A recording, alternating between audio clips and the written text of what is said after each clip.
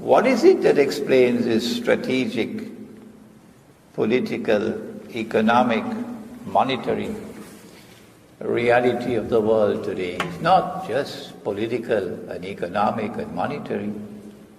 In the world of religion, can you imagine an Arab? Yeah? The son of an Arab, the grandson of a Sheikh, and if you hand him a copy of the Quran, he can't read it. He can't read Arabic.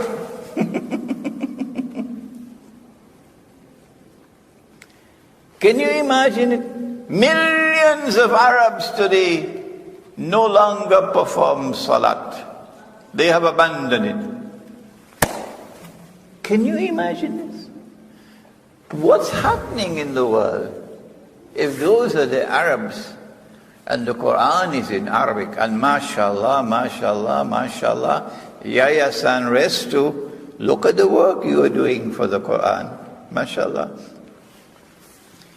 What's happening in the world of religion? The religion is receding. وَرَأَيْتَ النَّاسَ يَخْرُجُونَ مِن دِينِ اللَّهِ أَفْوَاجًا. People are leaving religion, not just Islam. In Britain, nobody goes to church anymore. So churches and monasteries which are hundreds of years old, and now they're being sold. Sometimes it's a KFC that buys a church. Sometimes it's a bingo hall that buys a church. And quite often it's Muslims who buy the church and convert it to a masjid. Maurice here is from Britain, who is sitting in front of me. He can tell you that religion is receding. And when religion recedes, then values become strange. There used to be such a thing as absolute values, universal values. That you must be honest in trade, honesty. But then comes secular values. And values become relative now. Well, if it is good for me, then I do it. And if it's not good for me, it's no longer good. And so, values are collapsing around the world. Is this happening by accident? Strange things are happening in the Holy Land, which are crying out for an explanation. And it seems to us as though the strategic reality of the world today is somehow related to the Holy Land. And so to the economic reality, so to the monetary reality and so on, connected to the Holy Land. And we say, it's eschatology that will connect the dots for you. I want to refer to a book entitled, it's in French, La guerre eschatologique by Hussein. Is that how you pronounce it? Any French-speaking speaker? No French-speaking? Hussein. And the name of the book is La guerre eschatologique, or the war, eschatological war. Recently published. I wrote to the publisher to order a copy. It's in French, so I've got to read slowly. My French is not that good. The publisher decided, no, we're going to send a copy to you free of charge as a gift. And the copy arrived at the mail. I wish I had it with me today. One friend of mine, I lent it to him to read. But he compares Christian eschatology and Jewish eschatology and Muslim eschatology in this book. And before we take up our subject, let me share with you some of his comments. He says that eschatology teaches us that these three religions, Islam, Christianity, and Judaism, are incompatible with each other for the simple reason that their future, their vision of the future diverge on this fundamental point, that at the end of time, one and only one must triumph. The others must be converted among Christians and among Muslims, or they must disappear altogether. Among Jews, in fact, there is not a will to convert others to Judaism. Entire Jewish activism and all the propaganda put by the Jewish intellectuals through their speeches, their films, their novels, etc., is to discredit the idea of religion, of race, of homeland, and any sense of belonging among others, in order to raise the Jews above the mass of the Goyim. They think that when all nations have been destroyed, transformed into multicultural societies, when all religions have been obliterated, and when a world government has been established, probably after the Armageddon or the Great War or the Malhama, then an absolute and definitive peace will reign over the world. That's when the long-awaited Messiah will come.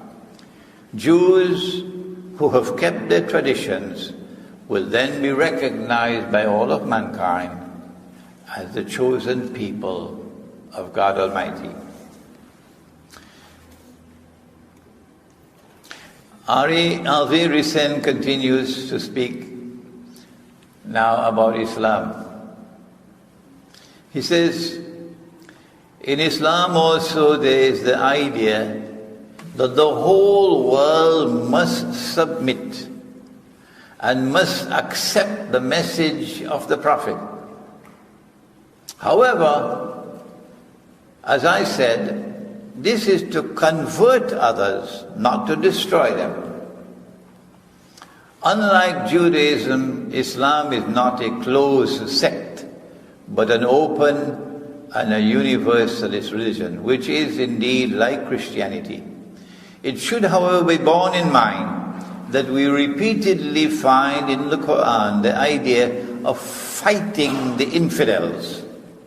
Fighting the infidels, arms in your hand if necessary. As an infidel, it bothers me a little on the neck. This is his view of Islam. How do Muslim theologians envisage the end of this confrontation with the West and with Zionism? Here is what he has to say. The author of the book, La Guerre Eschatologique. He mentions my name now. As a theologian, Imran Hussein has understood perfectly that the Christian West is now widely Judaized due to an incessant cosmopolitan propaganda in the media. Abortion, homosexuality, lesbianism, adultery are legalized today, he wrote. They have become Jewish. I never said that. He rightly said of the Europeans. I never said that. Imran Hussein also strongly condemns the Western maneuvers in view of the establishment of a world government. For him, in any case, things are very clear. God punished the Jews for the first time with a Babylonian army. He punished them for the second time with a Roman army. And the third time, which is to come, he'll be punishing them with a Muslim army. As for the Christians, who have not been able to preserve themselves from the Jewish nihilism, They should stop worshipping Jesus as if he was God, and they will be forced to recognize him as a prophet. These are my views. We note here, he says, that there's a difference between the tone of the Muslims who recognize Jesus as a prophet and the Jews who in their Talmud insult Christ and believe that he's the son of a prostitute and a Roman soldier. In Muslim eschatology, Jesus is also sometimes referred to as the Mahdi.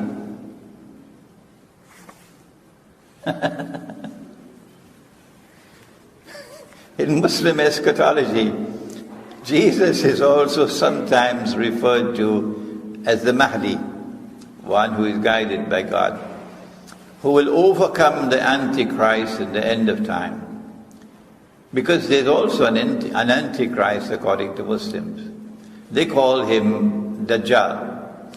And as for the Christians, the Antichrist, they call him Dajjal, and as for the Christian, the Antichrist who will persecute the faithful before being finally defeated, comes from a Jewish sect, which is not at all surprising.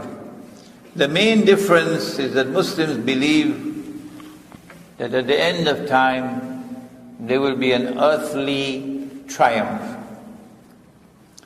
as the Jews also believe. But Christians, including Catholics, have abandoned any idea of victory on earth.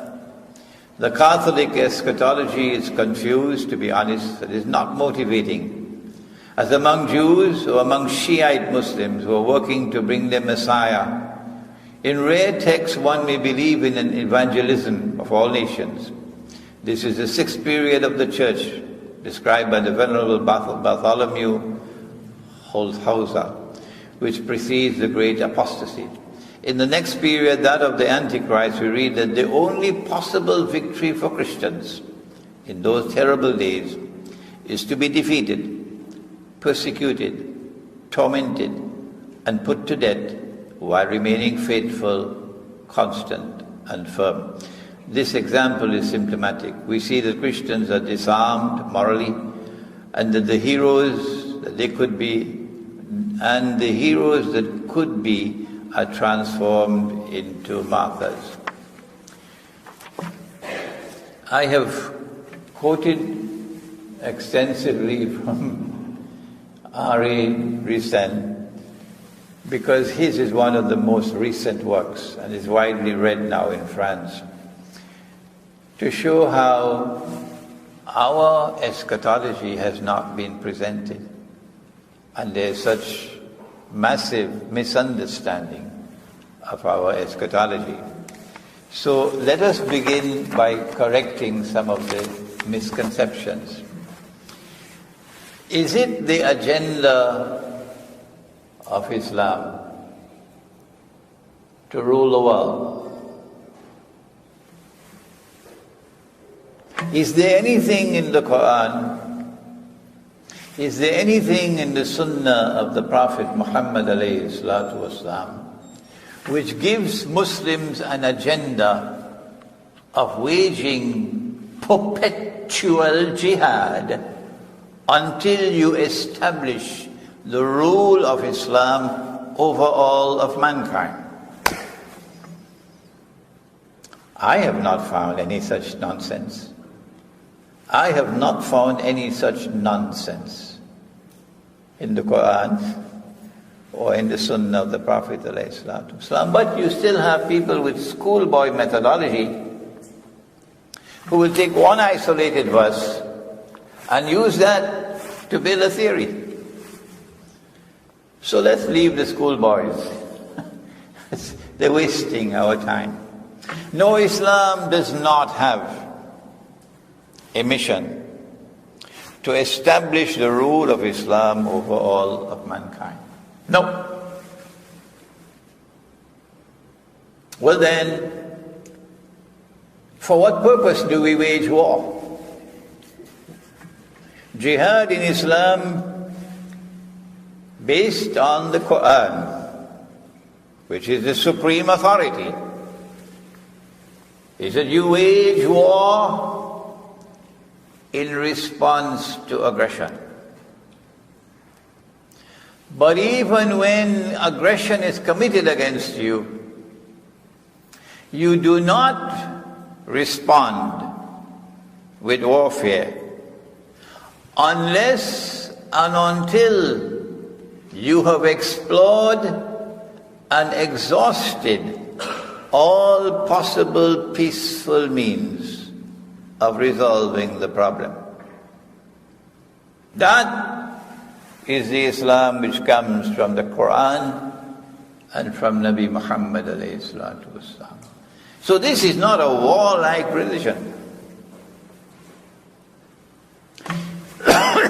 It is only when you have explored and exhausted all possible peaceful means for resolving the problem of aggression, only then do you have the right to wage war.